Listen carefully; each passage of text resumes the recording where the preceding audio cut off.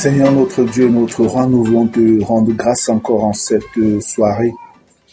Merci Père pour ce samedi 19 mars 2022. Merci parce que tu as veillé sur nous tout au long de cette journée. Tu nous donnes de nous rassembler en ce lieu autour de ton Fils Jésus-Christ, notre Seigneur et Sauveur. Merci aussi pour la parole, ce merveilleux héritage que tu nous as donné au travers de tes saints prophètes, Seigneur et apôtres. Merci encore pour ce moment que tu nous accordes de passer depuis plusieurs semaines dans l'étude de la parole, notamment les chapitres 24 et 25 de l'évangile de Matthieu. Père, je prie afin que tu daignes nous éclairer davantage par ton esprit, que tu ouvres notre saine intelligence et que tu nous donnes de comprendre les choses dans la juste manière, Seigneur. Au nom puissant et glorieux de Jésus-Christ, j'ai prié. Amen. Amen.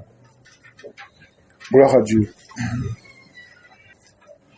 Bien, par la grâce de Dieu, nous avons terminé avec Matthieu 24. On va continuer avec Matthieu 25. Vous vous souvenez déjà qu'en introduction, dès les premiers jours, je vous avais fait comprendre que Matthieu 24 et Matthieu 25 sont un seul et même chapitre. Voilà, ceux qui ont travaillé à mettre des chapitres dans la Bible ont séparé cela. Vous savez que à la base, dans les textes originaux, il n'y a même pas de chapitre, il n'y a pas de verset. Mais avec l'évolution dans le temps, certaines personnes ont choisi de mettre des chapitres, de mettre des versets. C'est vrai que ça aide dans une certaine mesure pour se référencer rapidement, se retrouver rapidement. C'est vrai, ça aide. Mais il est bon aussi d'instruire les frères et sœurs de la manière dont nous devons lire les Écritures, même par rapport à la structure de la Bible. Comment la Bible est structurée, comment on doit l'étudier, en faisant fi des chapitres et des versets. Parce que ce n'est pas des choses qui existent à la base. Et quand vous voyez des personnes souvent vouloir aller dans des calculs, la numérologie, en incluant les chapitres, les versets, bon, est-ce que Dieu prend ça en compte finalement? Je ne peux vraiment pas le dire. Le Seigneur peut peut-être vouloir faire comprendre quelque chose à quelqu'un. Oui, c'est possible. Mais de manière fondamentale, c'est des choses délicates parce que ce ne sont pas des choses qui sont inspirées en fait. Ce ne sont pas des choses qui sont inspirées. Mais Dieu peut toujours s'en servir pour donner un message à quelqu'un, attirer l'attention de quelqu'un sur quelque chose. Le Seigneur peut le faire.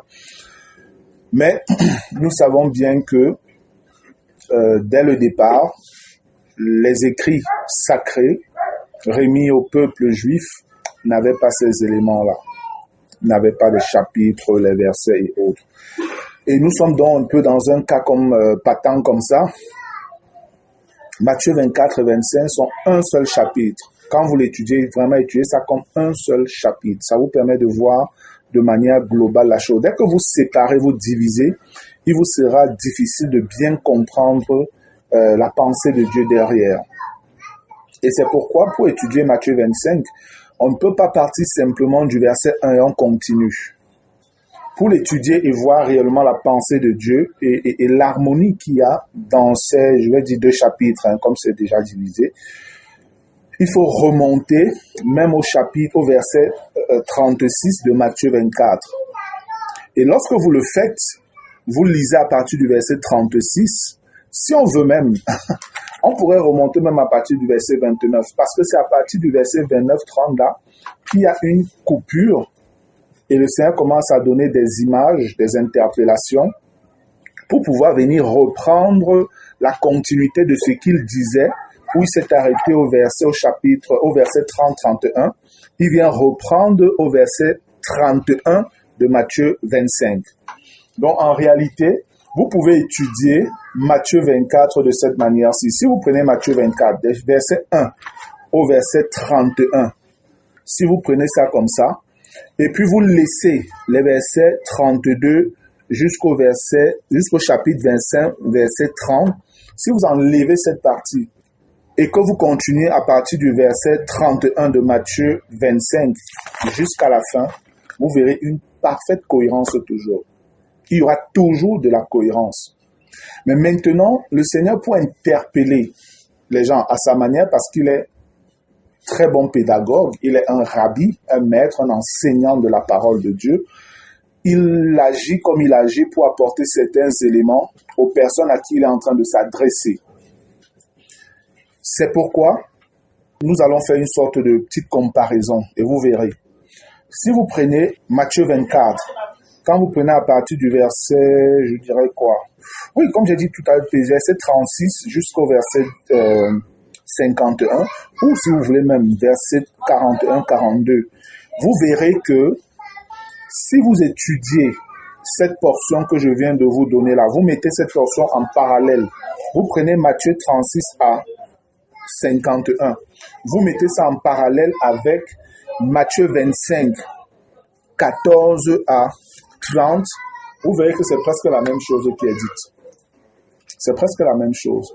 Parce que, après que le Seigneur ait donné tous les éléments qu'il a donnés depuis le verset 4 de Matthieu 24 et toutes les grosses interpellations, révélations qu'il fait à partir du verset 15 de Matthieu 24 et toutes les calamités qui vont arriver sur la terre jusqu'au verset 31 de Matthieu 24, il passe à une interpellation aux personnes qui seront là à cette période-là. Et la dernière fois, je vous disais que ici, Jésus présente 3 éléments importants pour pouvoir tenir ferme, être debout lorsqu'il viendra. J'ai parlé de l'amour, j'ai parlé de la foi et j'ai parlé de l'espérance. En fait, ce ne sont que ces choses-là qu'il reprend dans Matthieu 25. Ce n'est que ça qu'il reprend en fait. Il montre que vous devez toujours lui faire confiance, vous devez toujours patienter, donc garder l'espérance en lui et vous devez croire en lui. C'est tout simplement ce qu'il dit. Sur l'enseignement de Matthieu 25, c'est simplement ça. En tout cas, les versets 1 au verset 30, c'est foi en Dieu et espérance, c'est tout. Et maintenant, il continue dans la lancée des révélations futures à partir du verset 31 jusqu'à la fin au verset 46. Si vous regardez bien, vous verrez, donc il dit des choses, il développe un certain nombre de choses, invitant les gens à tenir ferme, Par la suite, Matthieu 25, il donne des petites révélations, mais il passe beaucoup plus de temps à interpeller les individus de la fin. Amen. Voilà un peu en guise d'introduction de Matthieu 25 ce que je voulais dire. Ça peut vous permettre donc de vous-même aller essayer de faire davantage des recherches, des études là-dessus. Toutefois, je vais donner rapidement comme ça quelques éléments encore. Matthieu chapitre 24, à partir du verset 36, il est écrit « Pour ce qui est du jour et de l'heure, personne ne le sait, ni les anges des cieux, ni le Fils, mais le Père seul. Ce qui arriva du temps de Noé arrivera de même à l'avènement du Fils de l'homme. Car dans les jours qui précédèrent le déluge, les hommes mangeaient et buvaient, se mariaient et mariaient leurs enfants, jusqu'au jour où Noé entra dans l'arche. Et ils ne se doutèrent de rien jusqu'à ce que le déluge vienne et les emporte tous. Il en sera de même à l'avènement du Fils de l'homme. » Et ça, c'est un avertissement que le Seigneur donne pour les gens qui seront ceux de cette génération-là. Et nous avons vu que l'Antichrist va signer un pacte d'alliance avec Israël pour 7 ans. Et les 3 premières années seront des années de tranquillité et de paix. Et c'est justement ce qui va endormir le peuple juif. C'est pourquoi ils seront dans ces états, se marier leurs enfants, manger, boire, se réjouir, et trouvant que non, on a trouvé la paix, la stabilité, c'est bon. Les gens ne vont plus véritablement penser au Messie. Ils vont se contenter de leur état où ils ont l'abondance et puis Dieu, vraiment, on n'a plus trop le temps de Dieu parce qu'on a signé, les hommes politiques ont réussi à régler le problème. Mais je vous l'ai dit, aucun homme politique ne pourra régler le problème sur la terre. C'est le prince de la paix qui réglera le problème. Amen. C'est le prince de la paix. Verset 39. Et ils ne se doutèrent de rien jusqu'à ce que le déluge vienne et les emporte tous. Il en sera de même à l'avènement du Fils de l'homme. Alors, de 2 hommes qui seront dans un champ, l'un sera pris et l'autre laissé. De 2 femmes qui moudront à la meule, l'une sera prise et l'autre laissée. Et je disais ici qu'il n'est pas question de l'enlèvement comme on l'a toujours pensé. Du moins pas l'enlèvement des chrétiens. Il n'est pas question de l'enlèvement des chrétiens. Il est plutôt question ici de l'enlèvement des méchants de la terre. Nous l'avons vu dernièrement en étudiant davantage Matthieu 13, où on voyait clairement cela ressortir. Et on voyait que ce sont les anges qui allaient venir faire cette séparation-là. Et ceux-là qui vont être enlevés, c'est pas ceux qui sont enlevés pour aller au ciel, non, c'est plutôt ceux qui sont enlevés pour aller subir le jugement de Dieu. Ils sont enlevés du royaume de Dieu qui est en train de vouloir commencer. Ils n'entreront pas dans le royaume. Donc ils sont enlevés comme ça pour être jetés après jugement dans le séjour des morts qui est l'enfer. Comme on a vu dans l'Ancien Testament, Corée, Dathan et tous leurs amis rebelles, la terre s'est ouverte et ils sont descendus vivants dans le séjour des morts. Cela va encore se reproduire avec ces gens. Après qu'ils auront été jugés, ils vont tout simplement enlevés de la terre pour être jetés dans le séjour des morts. Et ceux qui vont rester, c'est donc à eux que le royaume sera donné. Le royaume de leur Père leur sera donné. Le verset 42 dit, « Veillez donc, puisque vous ne savez pas quel jour votre Seigneur viendra. » Remarquez bien, on dit, « Veillez donc, puisque vous ne savez pas quel jour votre Seigneur viendra. Sachez-le bien, si le maître de la maison savait à quelle veille de la nuit le voleur doit venir, il veillerait et ne laisserait pas percer sa maison. C'est pourquoi vous aussi tenez-vous prêts, car le Fils de l'homme viendra à l'heure où vous n'y penserez pas. » On voit ici qu'il est en train de parler d'être prêt. Et ça fait référence ici à la persévérance, l'espérance. Nous devons croire et aussi même à la foi. Parce que le maître parle, il est en train de dire des choses, mais c'est pas pour les gens de sa génération où il parlait, c'est les gens pour la génération future qu'ils verront les choses dont il a annoncé arriver. Voilà ce qu'il leur demande de faire. Verset 45. Quel est donc le serviteur fidèle et prudent que son maître a établi sur ses gens pour leur donner la nourriture au temps convenable? Heureux ce serviteur que son maître à son arrivée trouvera faisant ainsi. Donc on comprend ici que le maître est parti, et il est parti peut-être pour un long moment, et on l'attend. Mais certains ne vont plus l'attendre, ils vont perdre l'espoir. Perdant l'espoir, ils vont tourner les regards vers des choses futiles. Et c'est pourquoi on peut voir ces personnes qui, finalement, sont dans le manger et le boire.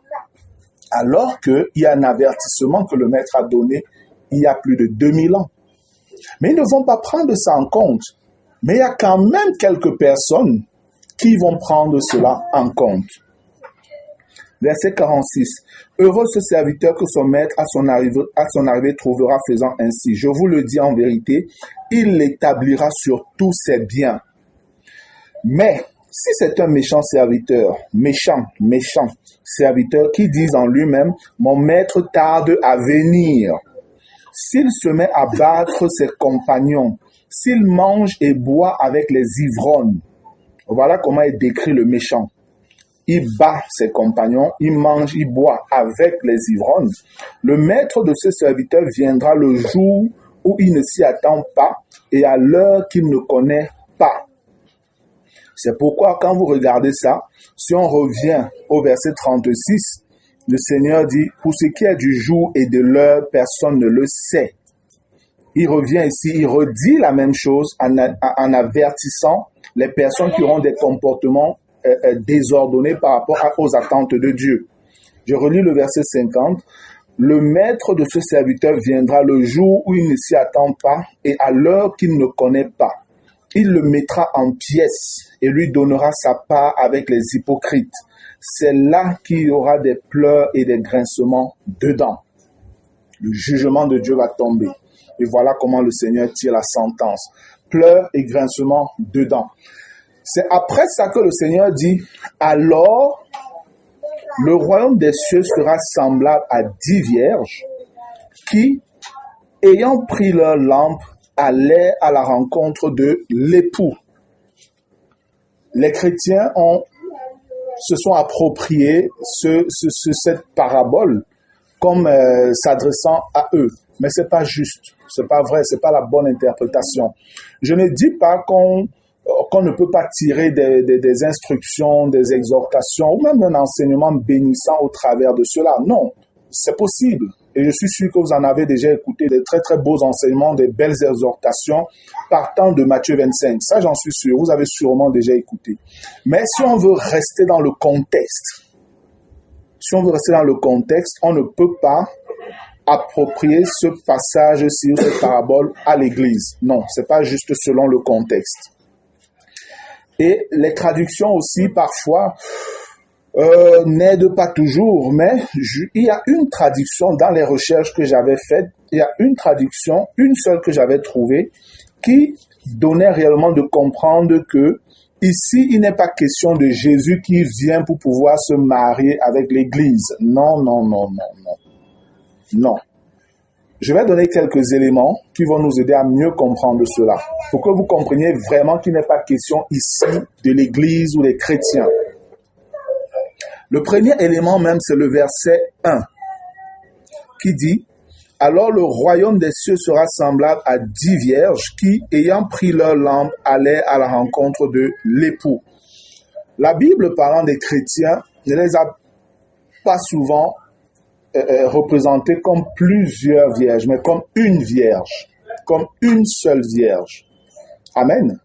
Et c'est pourquoi quand on regarde dans 1 Corinthiens ou dans 2 Corinthiens, où l'apôtre Paul, c'est dans 2 Corinthiens 11, ouais, dans 2 Corinthiens, où l'apôtre Paul parle, faisant comprendre qu'il nous a fiancés à un seul époux comme une vierge, pas comme 5 ou 10, non. Et ici, on dit, ayant pris leur lampe, allaient à la rencontre de l'époux. On s'arrête là. La version de la Vulgate, qui est la Bible latine, lorsque vous la lisez, elle a un élément en plus que je n'ai pas vu dans d'autres versions. Elle traduit « aller à la rencontre de l'époux et de l'épouse ». Est-ce que vous comprenez ça? La version de la Vulgate dit « aller à la rencontre de l'époux et de l'épouse ». Si vous regardez cette version que j'ai cette version sous forme numérique, on vous parle ici de sponso et sponsae. Sponso, c'est époux en latin. Sponsae, c'est épouse en latin. Époux et épouse. Et lorsque vous regardez ça, il y a quelque chose que nous devons comprendre. C'est vrai. À la base, quand on essaie de regarder les Écritures, on voit bien, on se dit, il est en train de revenir pour aller se marier. Mais si vous regardez un peu dans Luc, le chapitre 12. Luc, le chapitre 12. Je vais lire juste 2 versets. Il est écrit, Luc 12, 35. « Que vos reins soient sains et vos lampes allumées. » Et là, on est dans un contexte lié à la seconde venue de Christ. On nous dit que vos reins soient sains et vos lampes allumées. Regardez qu'on parle encore des lampes ici. Et vous, soyez semblables à des hommes qui attendent que leur maître revienne des noces, afin de lui ouvrir dès qu'il arrivera et frappera. On parle ici du maître qui revient d'où? Des noces. Donc, on ne dit pas que le maître vient pour les noces, mais il revient des noces. Ça voudrait dire que Jésus, dont l'épouse est l'Église, a déjà été marié. Donc, quand il revient sur la terre, il revient déjà avec son épouse. Et c'est pourquoi la version latine peut dire « Elles allaient à la rencontre de l'époux et de l'épouse ». Donc, les vierges là allaient à la rencontre de l'époux et de l'épouse. L'époux, lui, vient d'où? Il vient du ciel. En fait, il vient du ciel avec son épouse. Parce que avant les moments de trouble, il était venu chercher son épouse ou sa fiancée. Ils sont partis et il y a eu des noces. Quand on parle des noces, c'est le mariage. Voilà, une fête, une célébration de mariage. Là, on voit que le Seigneur revient des noces. Mais une chose est particulière, c'est que le Seigneur a promis aussi, selon les annonces prophétiques, qu'il célébrera aussi ces noces-là sur la terre avec Abraham, Isaac, Jacob, avec la reine de Saba et tous les autres. Et c'est pourquoi il y aura également des noces qui seront faites sur la terre. Donc, les noces se célèbrent en fait, je dirais, 2 fois. Il y a des noces qui vont se faire dans les cieux. Après l'enlèvement, il y aura une fête là-bas, une célébration, l'union même de Christ et de l'épouse. Et quand le Seigneur reviendra, il se réjouira maintenant avec les amis de l'époux. Avec les amis de l'époux. Mais dans le contexte où nous sommes dans Matthieu 25, là c'est son arrivée. Il est en train d'arriver et on dit qu'il vient avec son épouse. Donc, les vierges là ne sont pas l'épouse qu'il vient prendre, non. Ce sont plutôt des invités aux noces qui seront faites sur la terre.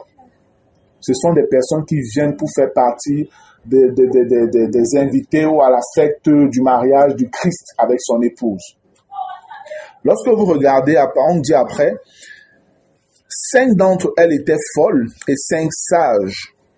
Les folles, en prenant leur lampe, ne prirent point d'huile avec elles. Mais les sages prirent avec leur lampe de l'huile dans des vases. Comme l'époux tardait, toutes s'assoupirent et s'endormirent. On ne peut pas parler ainsi de l'Église. Nous avons vu dans Matthieu 24, la dernière fois, quand on étudiait justement les portions à partir du verset 42, nous avons touché certains passages, en l'occurrence 1 Thessaloniciens 5, 1 à 9, on nous faisait comprendre que nous ne sommes pas de ceux qui dorment. Amen. Nous ne sommes pas dans les ténèbres. Non. Nous restons éveillés. L'Église reste éveillée. L'Église ne dort pas. La personne qui dort, c'est Israël. Israël va être endormie. Elle est endormie depuis bien des années, des millénaires même. Et l'Antichrist va encore venir l'endormir.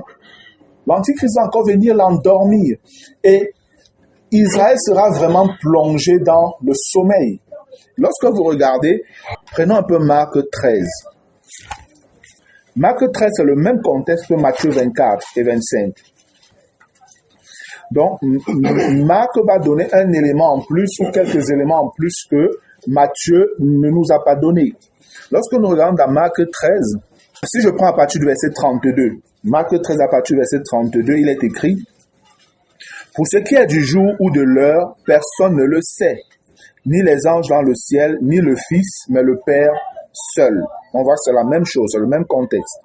Prenez garde, veillez et priez, car vous ne savez quand ce temps viendra.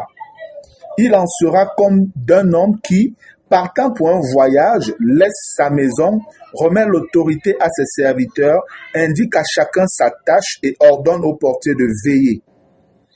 Veillez donc, car vous ne savez quand viendra le maître de la maison, ou le soir, ou au milieu de la nuit, gardez le milieu de la nuit, ou au milieu de la nuit, ou au chant du coq, ou le matin. Le verset 36 dit maintenant: craignez qu'il ne vous trouve endormi à son arrivée soudaine. Ce que je vous dis, je le dis à tous, veillez. Amen. Le Seigneur avait mis en garde. Ne dormez pas. Veillez afin que je ne vienne pas vous trouver endormis.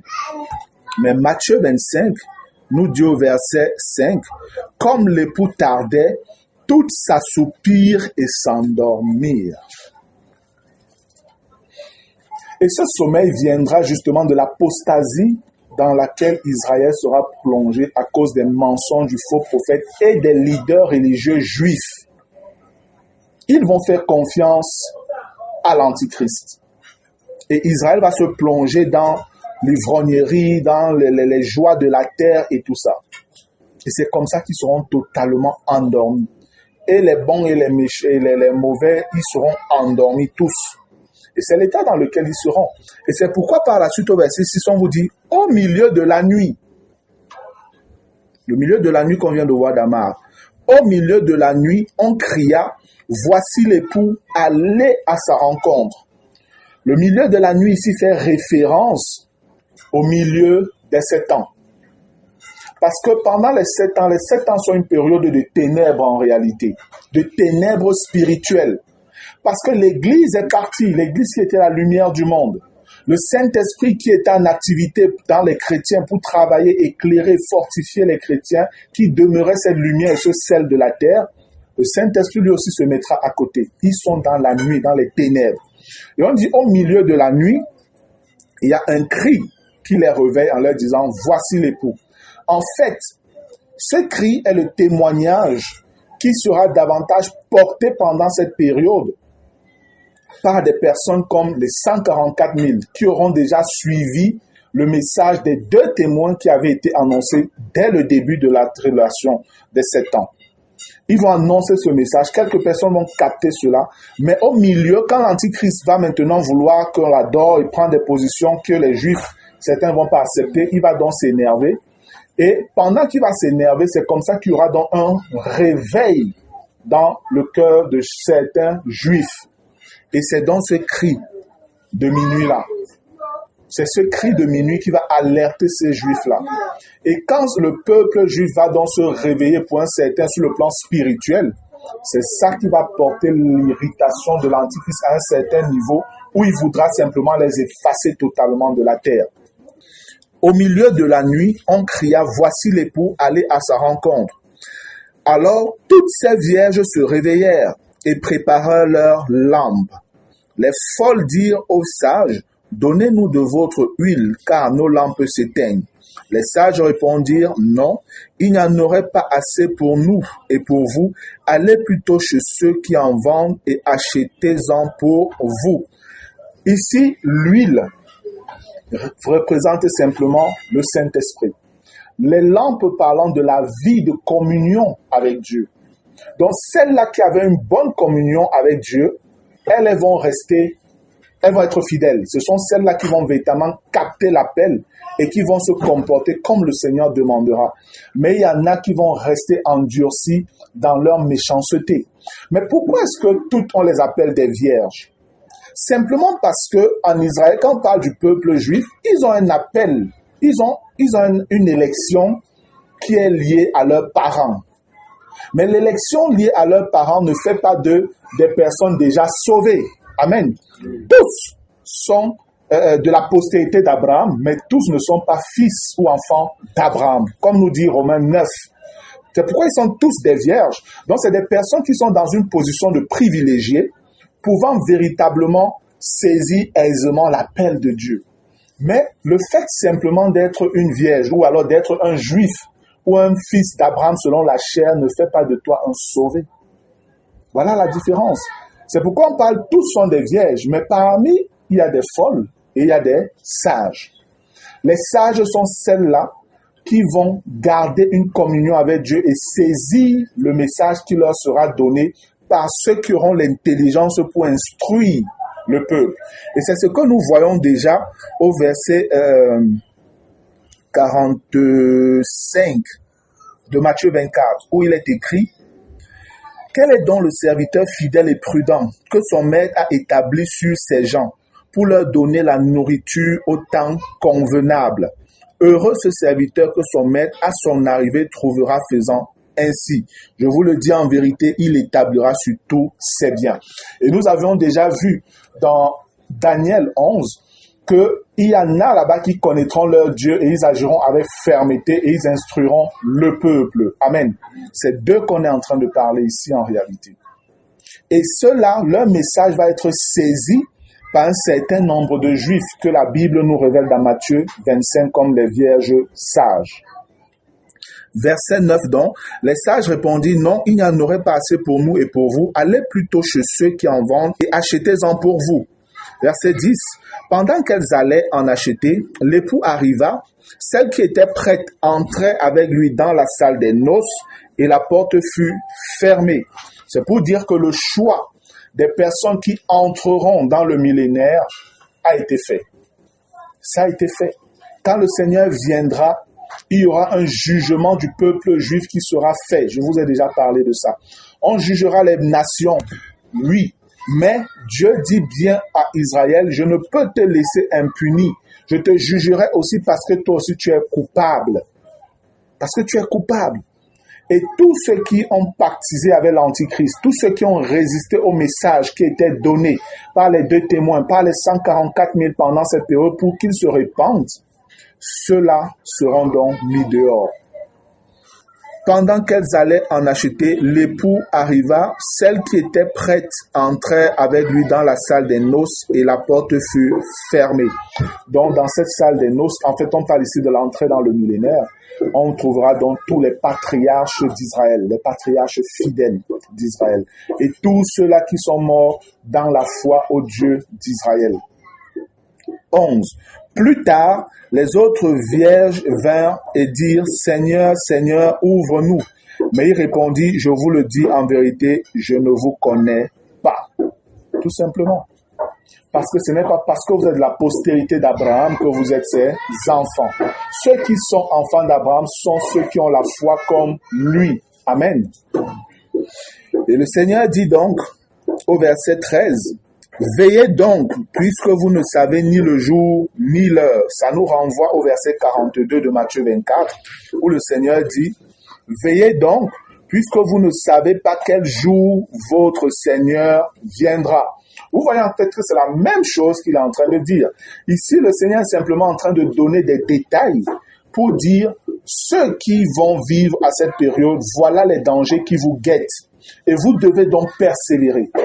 Vous ne devez pas vous endormir. Vous devez faire attention et garder confiance en moi. Vous devez avoir l'espérance. C'est ce que le Seigneur est en train de leur faire comprendre ici. Et c'est la même chose, quand vous regardez à partir du bas, c'est la même chose que le Seigneur dira encore. Si nous prenons par exemple, regardez un peu dans Luc 21, par rapport au verset 13 même qu'on lit là. Veillez donc puisque vous ne savez ni le jour ni l'heure. Regardez un peu Luc 21.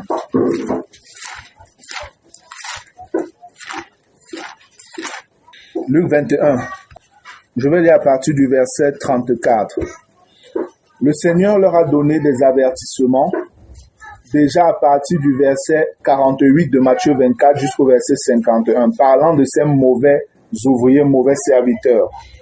Dans Luc 21, le Seigneur revient et Luc 21, c'est le même contexte que Matthieu 24-25, c'est le même contexte que Matthieu 13.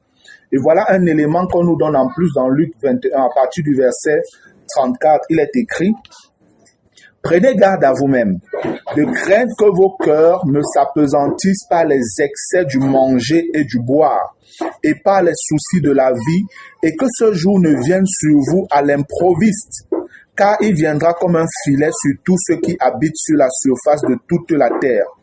Veillez donc et priez en tout temps, afin que vous ayez la force d'échapper à toutes ces choses qui arriveront et de paraître debout devant le Fils de l'homme. » Amen. Vous voyez que c'est les mêmes avertissements en fait, c'est le même contexte. Et le Seigneur tel qu'il parle ici, il est clair que ces avertissements ne concernent pas l'Église. Ça ne nous concerne pas, ça concerne ceux de cette génération. On nous parle des gens qui seront dans les excès du manger et du boire. Et c'est justement ce qu'on nous fait comprendre dans Matthieu 24. On nous dit à partir du verset 48. Mais si c'est un méchant serviteur qui dit en lui-même, mon maître tarde à venir. Voilà. Parce que, bon, ils ont dit le Messie, on a dit le Messie va venir et tout ça. Mais bon, il n'est pas venu et puis on vit la vie. Et je vous dis, ce qui a été, c'est ce qui sera. Avec Moïse, ils se sont comportés comme ça.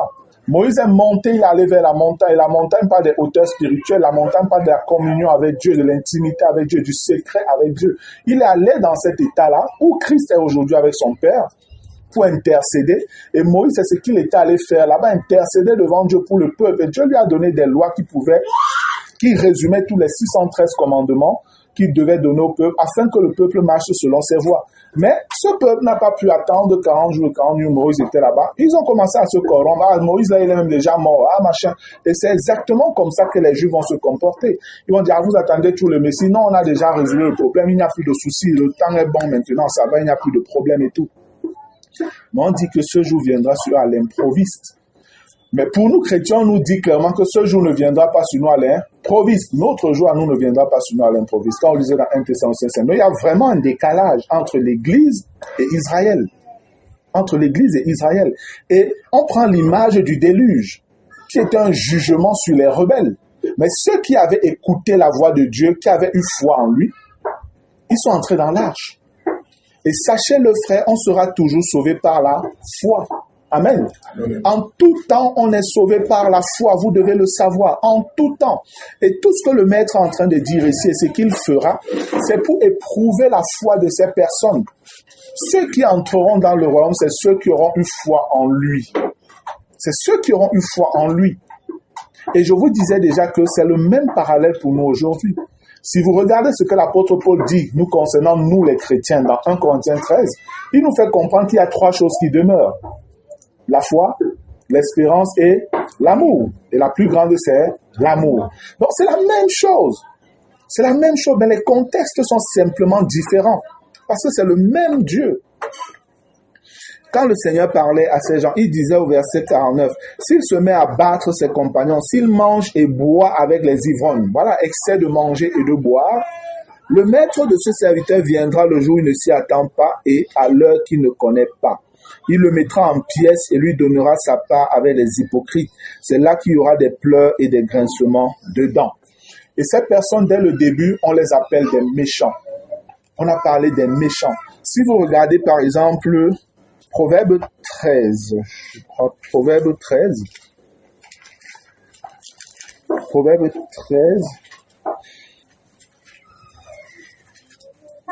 je vais lire à partir du verset 1, Proverbe 13 à partir du verset 1, il est écrit, « Un fils sage écoute l'instruction de son père, mais le moqueur n'écoute pas la réprimande.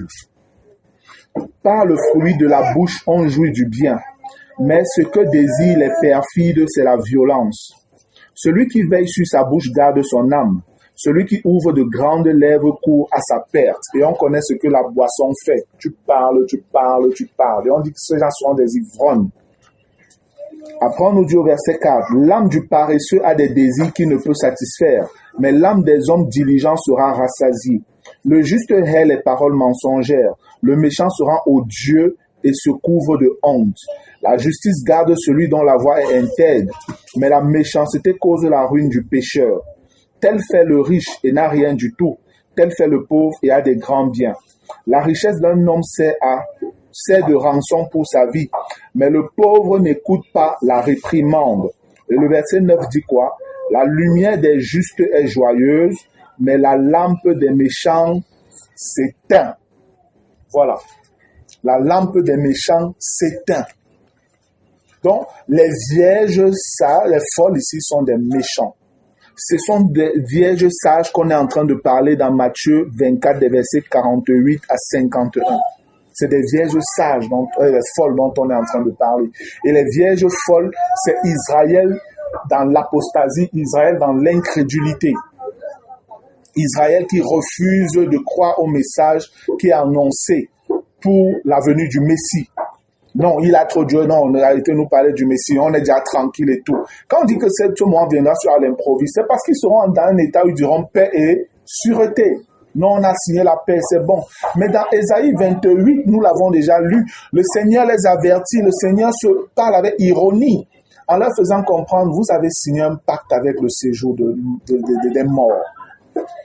Vous avez signé un pacte avec le séjour des morts et il va se retourner contre vous. Le Seigneur l'avertit dans Ésaïe 28. Lorsque nous prenons donc à partir de Matthieu 25, 14, la parabole des talents. Là, je vais aller un peu vite. Il en sera comme d'un homme qui, partant pour un voyage, appela ses serviteurs et leur remit ses biens. Il donna 5 talents à l'un, 2 à l'autre et 1 au troisième. À chacun selon sa capacité, et il partit. Aussitôt, celui qui avait reçu les 5 talents s'en alla, les fit valoir, et il gagna 5 autres talents. De même aussi, celui qui avait reçu les 2 talents en gagna 2 autres. Celui qui n'en avait reçu qu'un alla faire un creux dans la terre et cacha l'argent de son maître.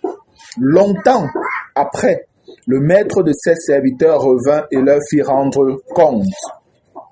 Celui qui avait reçu les 5 talents s'approcha en apportant 5 autres talents et il dit, « Seigneur, tu m'as remis 5 talents, voici j'en ai gagné 5 autres. » Son maître lui dit, « C'est bon, c'est bien, bon et fidèle serviteur. Tu as été fidèle en peu de choses, je te confierai beaucoup. Entre dans la joie de ton maître. » Remarquez que c'est ce qui est dit au verset 47 de Matthieu 24. Matthieu 24, 47, il est écrit, je vous le dis en vérité, il l'établira sur tous ses biens. Ça, c'est le serviteur fidèle qui a su prendre soin des choses du maître. Verset 22. Celui qui avait reçu les 2 talents s'approcha aussi et il dit, Seigneur, tu m'as remis 2 talents, voici j'en ai gagné 2 autres. Son maître lui dit, c'est bien, bon et fidèle serviteur, tu as été fidèle en peu de choses, je te confierai beaucoup, entre dans la joie de ton maître. Celui qui n'avait reçu qu'un talent s'approcha ensuite et il dit, Seigneur, je savais que tu es un homme dur, qui moissonne où tu n'as pas semé et qui amasse où tu n'as pas vanné. J'ai eu peur et je suis allé cacher ton talent dans la terre. Voici, prends ce qui est à toi. Son maître lui répondit, serviteur méchant et paresseux, tu savais que je moissonne où je n'ai pas semé et que j'amasse où je n'ai pas vanné. Il te fallait donc remettre mon argent au banquier et à mon retour, j'aurais retiré ce qui est à moi avec un intérêt. Ôtez-lui donc le talent et donnez-le à celui qui a les 10 talents. Car on donnera à celui qui a et il sera dans l'abondance, mais à celui qui n'a pas, on ôtera même ce qu'il a. Et le serviteur inutile, jetez-le dans les ténèbres du dehors, où il y aura des pleurs et des grincements dedans. En fait, ici, le Seigneur ne fait que dire la même chose. Comme je l'ai déjà dit, il ne fait que reprendre la même chose, en donnant des avertissements dans les comportements des gens. Les talents ici, c'est pas les talents dans le langage moderne pour nous aujourd'hui, ou les capacités que tu peux avoir. Je connais chanter, je connais jouer à la musique, je connais un instrument. Non, ça n'a rien à voir. Les talents ici, c'est une valeur monétaire, c'est une unité monétaire. Donc, c'est comme on pouvait dire le franc CFA, par exemple, ou l'euro, un truc comme ça. Vous remarquez que le Seigneur a donné différents sous à chacun selon ses possibilités, selon ses capacités. Et celui qui avait reçu 5 est venu donner 5 et le maître lui dit, c'est bien bon et fidèle serviteur. Tu as été fidèle en peu de choses, je te confierai beaucoup, entre dans la joie de ton maître. Celui qui avait reçu aussi 2 talents, il vient, il dit ce qu'il dit, il a gagné 2 autres. Le maître lui dit, c'est bien bon et fidèle serviteur, tu as été fidèle en peu de choses, je te confierai beaucoup, entre dans la joie de ton maître.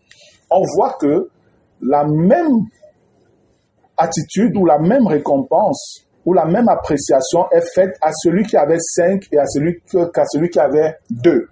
En fait, qu'est-ce que le Seigneur veut nous faire comprendre ici? Dans le service de Dieu, il n'est jamais question de grandes capacités. Il est simplement question de fidélité. Amen. Amen. Il est simplement question de fidélité.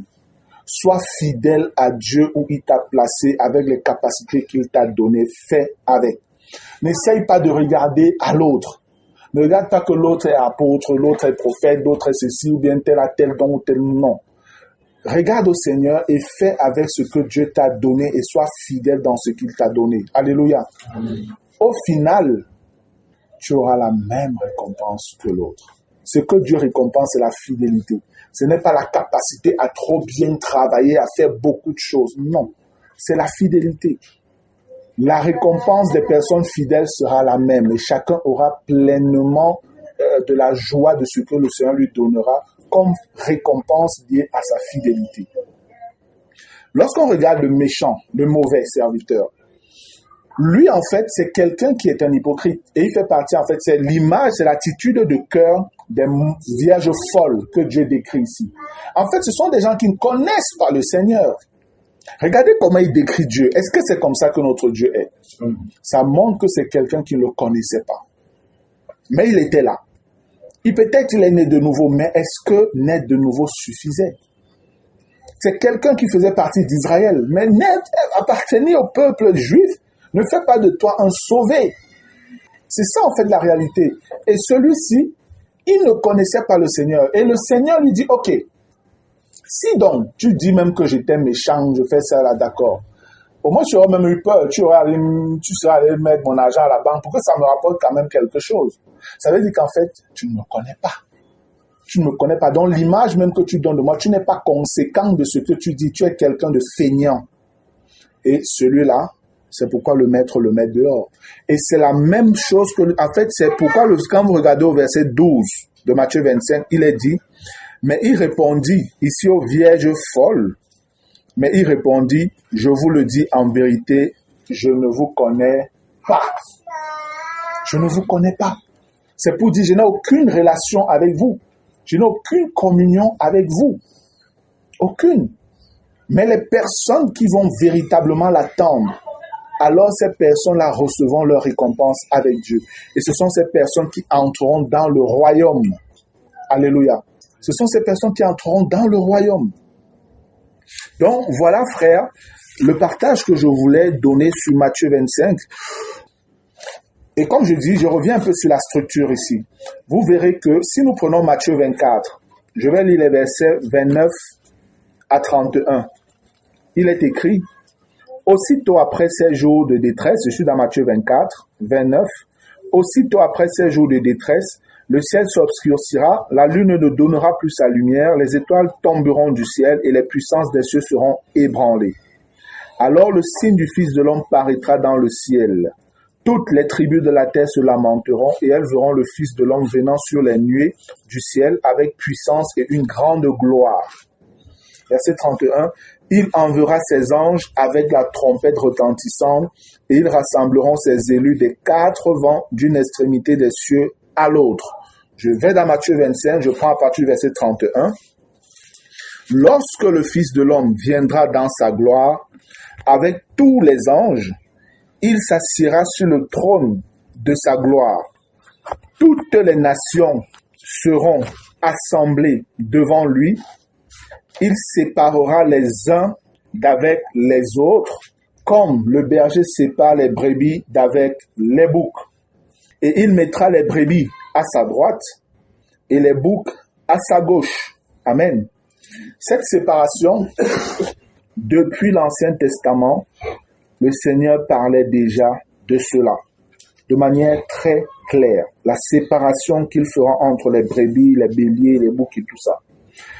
Regardons rapidement quelques passages. Ézéchiel chapitre 20.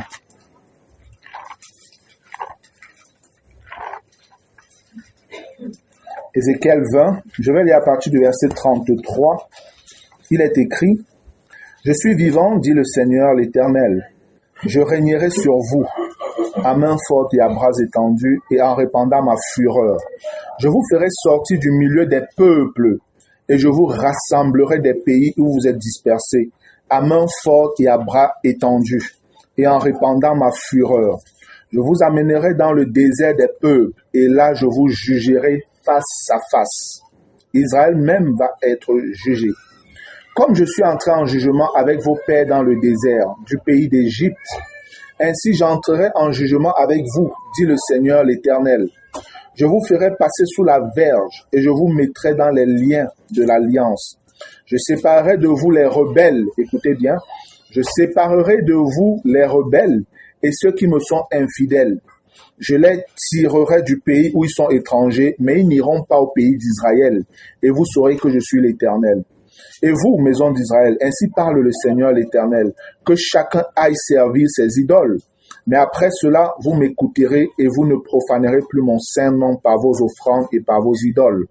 Car sur ma montagne sainte, sur la haute montagne d'Israël, dit le Seigneur l'Éternel, là toute la maison d'Israël, tous ceux qui seront dans le pays me serviront.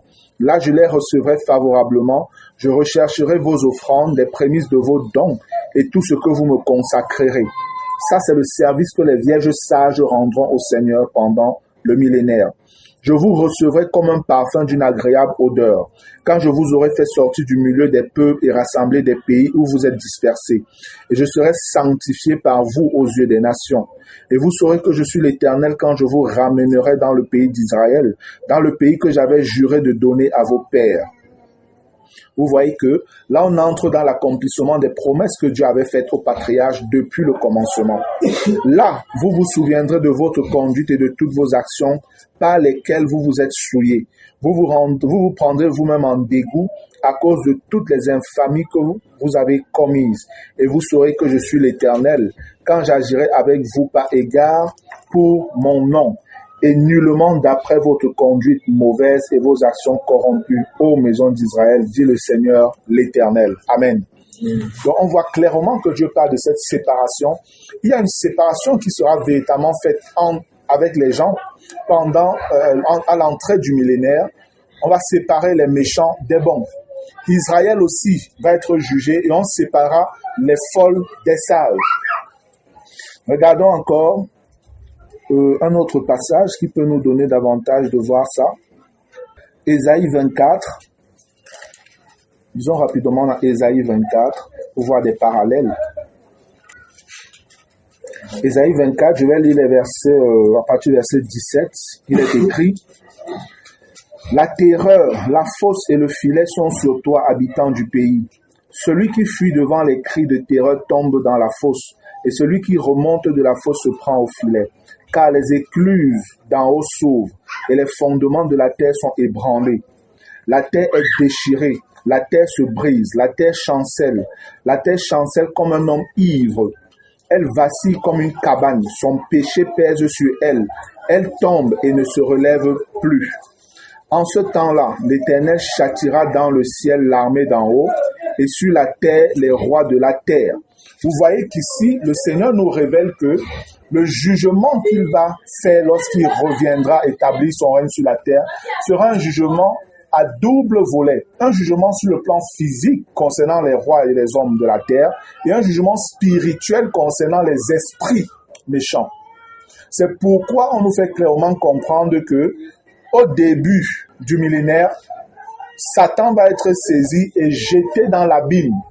Parce qu'il y aura une bataille qui va d'abord être menée, mais ils vont être vaincus.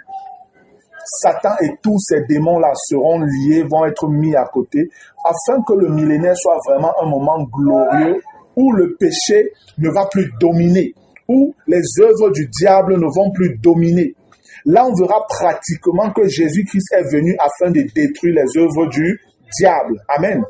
Vous savez, parfois, les contradicteurs des Écritures, en l'occurrence, c'est les musulmans, parfois, quand on parle, on échange, on discute avec ces personnes, ils vont toujours vous dire que Jésus est venu afin de détruire, il a changé quoi? Il y a toujours le mal, il y a toujours ci, il y a toujours ça. Vous les chrétiens, vous avez fait quoi?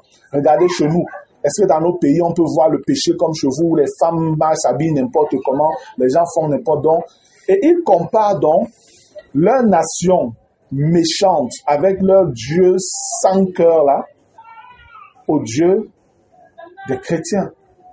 Parce qu'ils regardent avec un regard humain.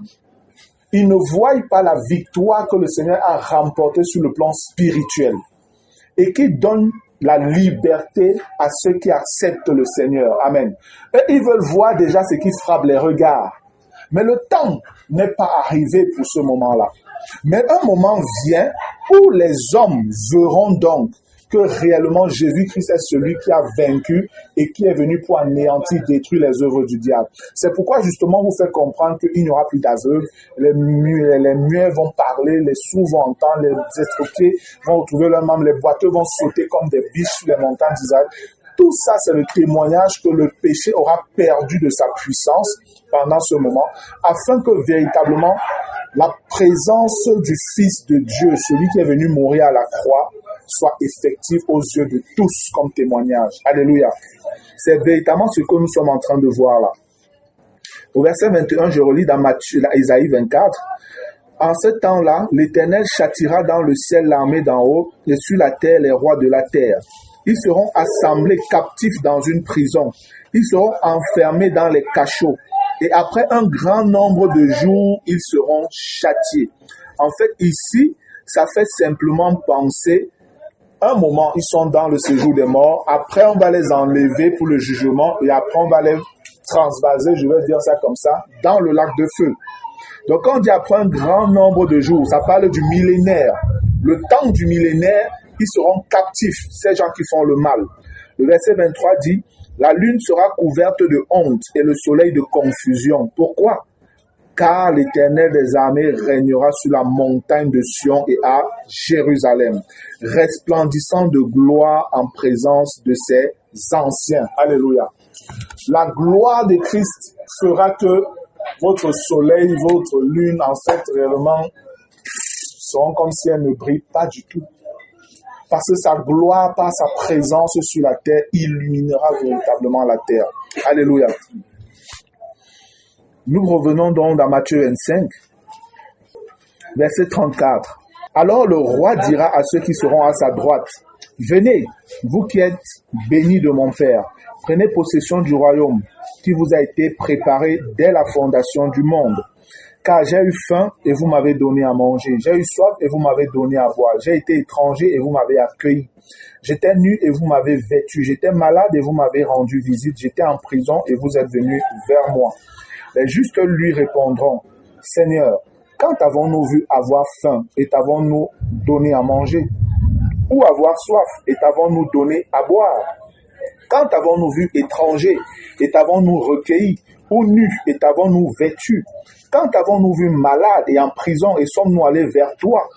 Et le roi leur répondra, je vous le dis en vérité, toutes les fois que vous avez fait ces choses à l'un de ces plus petits que de mes frères, c'est à moi que vous les avez faites.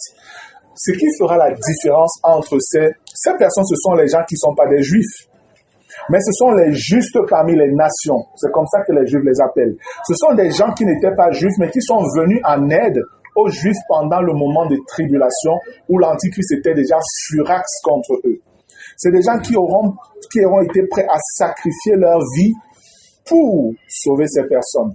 Et en fait, la marque de ces personnes, c'est quoi? C'est que ce sont des personnes qui n'ont pas laissé leur amour refroidir. Amen. C'était en fait ça. Le Seigneur nous a dit dans Matthieu 24, je crois au verset 14, Matthieu 24 au verset 12. Au verset 12, il dit, « Et parce que l'iniquité se sera accrue, l'amour du plus grand nombre se refroidira. » Mais voilà des gens, dans une période de tribulation, où c'est difficile, qui seront prêts à partager leur nourriture, à partager leur eau, à partager leurs vêtements, à veiller sur la santé des autres. Ce témoignage d'amour leur sera rendu. Dieu reconnaîtra que vous avez eu foi en moi. Vous m'avez fait confiance. Et c'est comme ça que le Seigneur les récompensera. Et lorsque vous lisez au verset 41, le Seigneur dit, parce que peut-être pour revenir un peu, ce que ces gens font, ils le font au peuple d'Israël. Et ce sont des personnes qui vont pleinement profiter de la promesse que Dieu avait faite à Abraham. Dieu avait dit quoi à Abraham concernant les Juifs et les nations? Regardons rapidement dans Genèse 17. Quelqu'un peut lire ça rapidement. Genèse 17, le verset 3. C'est bien ça, Genèse 17, verset... C'est Genèse 12. Voilà, oui, Genèse 12. Amen. Voilà, Genèse 12, amen. Genèse 12 à partir du verset 1. Il est écrit, vas-y frère, vas-y. Il dit à Abraham, va-t'en de ton pays, de ta patrie, de la maison de ton père, dans le pays que je te montrerai. Je ferai de toi une grande nation et je te bénirai. Je rendrai ton nom grand et tu seras une source de bénédiction. Je bénirai ceux qui te béniront et je maudirai ceux qui te maudiront et toutes les familles de la terre seront bénies en toi. Amen. En fait, ceux-ci vont pleinement bénéficier de cette bénédiction-là. Parce qu'ils seront à un temps où Dieu a renoué avec Israël. La tribulation sera le temps où Dieu jettera son regard de faveur encore sur Israël. Mais eux, ce temps de faveur, ils y entreront au travers des tribulations. Parce que la tribulation sera pour les donner de comprendre qu'ils sont dans le péché et ils doivent se repentir. L'Antichrist va tellement durcir contre eux qu'ils seront portés à crier maintenant au Seigneur. Et c'est où celui qu'ils ont percé reviendra. Et ceux qui les auront aidés pendant ces moments de tribulation, de grande tribulation, où l'Antichrist ne va pas leur faire de cadeaux, ils vont entrer donc, ils vont bénéficier de cette parole, de cette promesse que Dieu avait faite à leur Père. Je bénirai ceux qui te béniront et je maudirai ceux qui te maudiront. Et toutes les familles de la terre seront bénies en toi. Amen. Et cela va réellement s'accomplir. Toutes les familles de la terre vont être bénies à partir de Jérusalem. Alléluia. C'est à partir de Jérusalem. Les bénédictions sortiront du cœur de la terre qui sera Jérusalem. Et c'est pourquoi au verset 40, nous voyons donc ici, on dit, « Et le roi leur répondra, je vous le dis en vérité, toutes les fois que vous avez fait ces choses à l'un de ces plus petits de mes frères, là Jésus s'identifie directement comme juif. Là il s'identifie comme juif. C'est à moi que vous les avez faites. Ensuite, verset 41, il dira à ceux qui seront à sa gauche, retirez-vous de moi, maudits. Allez dans le feu éternel qui a été préparé pour le diable et pour ses anges. Car j'ai eu faim et vous ne m'avez pas donné à manger. J'ai eu soif et vous ne m'avez pas donné à boire. J'étais étranger et vous ne m'avez pas recueilli. J'étais nu et vous ne m'avez pas vêtu. J'étais malade et en prison et vous ne m'avez pas rendu visite. Ils répondront aussi, Seigneur, quand avons-nous vu ayant faim, ou ayant soif, ou étranger, ou nu, ou malade, ou en prison, et ne t'avons-nous pas assisté?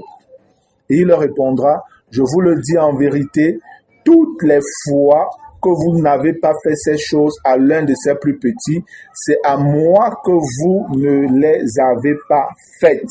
Et ceux-ci iront au châtiment éternel, mais les justes à la vie éternelle. Vous voyez ici que ça se conclut un peu, là, comme ce que Daniel dit. Amen. Les justes hériteront de la terre et brilleront sur la terre comme des étoiles. C'est ça que le Seigneur est en train de dire ici. Regardons, il y a quelques passages encore que je voudrais que nous regardions. À partir de quand on dit au verset 41 là. Ensuite, il dira à ceux qui seront à sa gauche, retirez-vous de moi, maudits, allez dans le feu éternel qui a été préparé pour le diable et pour ses anges.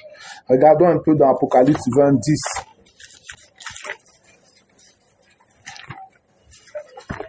Dans Apocalypse au chapitre 20, on voit déjà que le diable, lui, il est arrêté à partir des premiers versets du chapitre 20.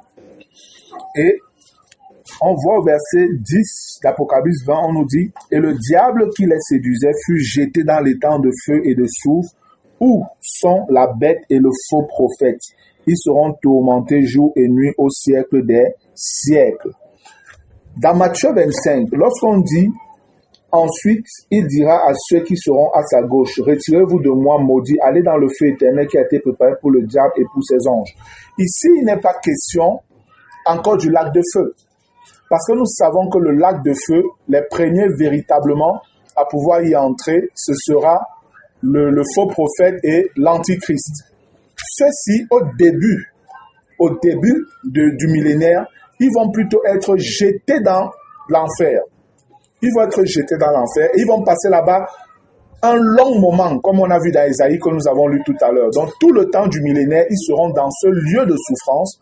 Après ce long moment, ils vont être sortis de là et seront donc jugés devant le tribunal du grand trône blanc, où le Seigneur mettra à nu toutes leurs œuvres. Et c'est seulement après qu'ils vont donc aller dans ce lieu qui a été préparé pour le diable et ses mauvais anges. Amen. Il y a un autre passage qui est toujours lié à ça.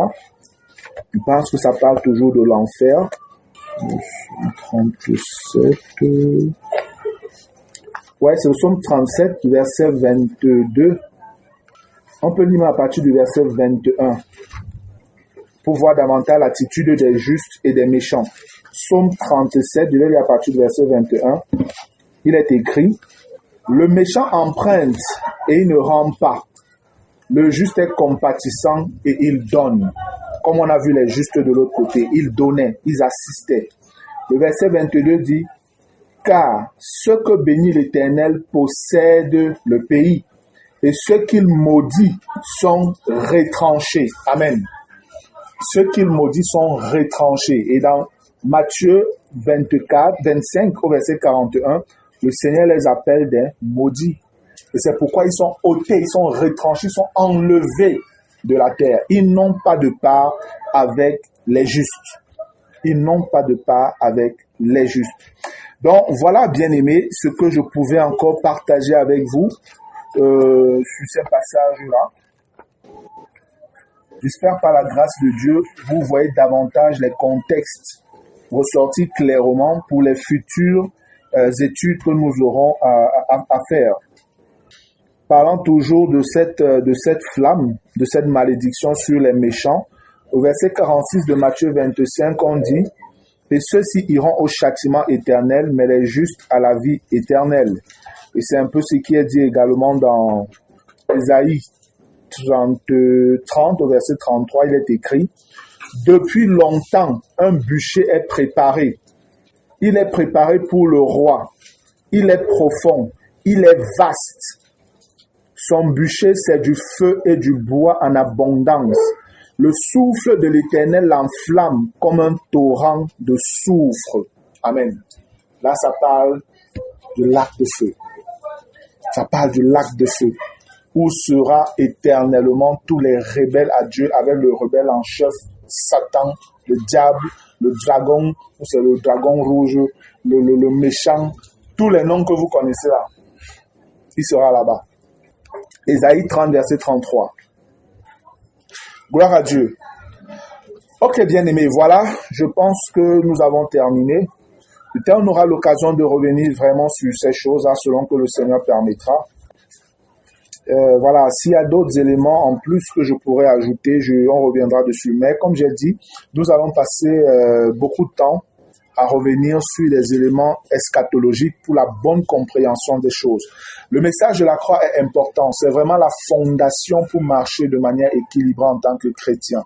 Maintenant, quand on a ces éléments de fondation-là, on doit être bâti pour solidifier chaque partie de notre être, de manière d'abord individuelle et aussi de manière corporative, donc pour le corps. Et il est bon de connaître ces choses, il est bon d'avoir une espérance vivante. Nous avons vu pendant l'étude que les Juifs ont fini par se décourager, ne croyant plus aux promesses qui étaient annoncées par leurs prophètes, et ils ont tourné les regards davantage vers les hommes, jusqu'à signer des alliances avec l'enfer, avec Satan, avec son fils, l'Antichrist. Et c'est comme ça qu'ils vont se détourner du chemin du Seigneur. Il y a plein d'éléments prophétiques dans tous les autres livres prophétiques. Pendant que je parle, il y a le livre de Zacharie qui me revient à l'esprit. Peut-être c'est un livre aussi qu'il faudrait qu'on étudie, le livre de Zacharie, si le Seigneur permet. Peut-être on fera une étude aussi là-dessus sur le plan eschatologique. C'est un merveilleux livre sur le plan eschatologique qui parle vraiment des événements liés à la fin, au temps où nous sommes, qui parle vraiment des moments où nous sommes et entre un peu dans le millénaire. Mais le Seigneur est fidèle, lui-même nous conduira pour tout cela. Gloire à Dieu. Ok, je vais rendre grâce au Seigneur pour ce moment. Père éternel, je veux te dire merci encore pour ta fidélité. Merci Seigneur pour la manière dont tu nous as conduits ce soir. Reçois l'honneur, la louange et la gloire, Papa, pour tout ce que tu nous as encore donné d'apprendre. Merci Seigneur pour Matthieu 24, merci pour Matthieu 25. Merci même pour les lumières, les éclairages que tu nous as apportés en nous donnant de comprendre que nous devions étudier ces deux chapitres comme un seul chapitre. Merci de nous avoir donné de voir les parallèles qui existent entre Matthieu 24 et 25. Et merci aussi de nous avoir donné de voir tous les éléments que tu avais annoncé depuis les prophètes anciens, Seigneur, jusqu'à ce que ton Fils arrive et confirme cela par ses propres paroles. Nous nous réjouissons, nous qui sommes parvenus à la fin des temps, Seigneur. Je dirais même à la fin de la fin des temps. Nous voulons te rendre grâce pour ces privilèges. Nous voulons t'implorer, toi qui nous donnes de connaître ces choses. C'est afin que nous restions debout, c'est afin que nous veillions, Seigneur, c'est afin que nous ne dormions pas. C'est afin que nous restions ces enfants de lumière par nos vies au quotidien, dans l'assistance de ton Esprit Saint, Seigneur. Nous voulons donc te supplier de nous donner de connaître ces choses, de les serrer dans nos cœurs et que cela alimente notre espérance en toi au nom de Jésus-Christ.